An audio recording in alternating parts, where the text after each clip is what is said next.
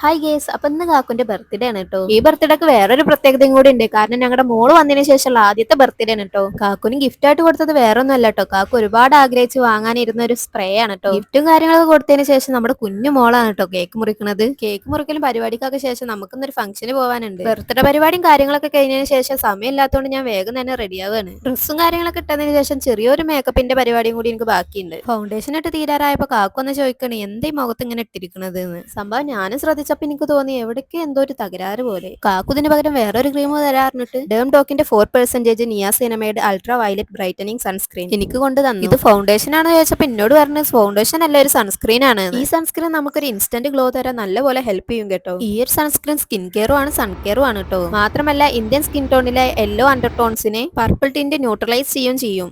4% niacinamide അടങ്ങിയിരിക്കുന്നതുകൊണ്ട് തന്നെ സ്കിന്നിന് തിളക്കം നൽകാനും ടാൻ റിമൂവ് ചെയ്യാനും ഇത് നല്ലപോലെ ഹെൽപ്പ് ചെയ്യും. SPF 50 പ്രൊട്ടക്ഷൻ ആയതുകൊണ്ട് ജെൻസിനും ലേഡീസിനും ഒരുപോലെ യൂസ് ചെയ്യാൻ പറ്റും. ഡെർമറ്റോളജിക്കലി ടെസ്റ്റഡുമാണ്, ഡെയിലി യൂസിന് സേഫും ആണ്. മാത്രമല്ല ഓയിലി സ്കിന്നിന് ഏറ്റവും സ്യൂട്ടബിളും ആണ്. പ്രൊഡക്റ്റ് പർപ്പിൾ അവൈലബിൾ ആണ്, ഞാൻ താഴെ ടാഗ് ചെയ്തിട്ടുണ്ട്.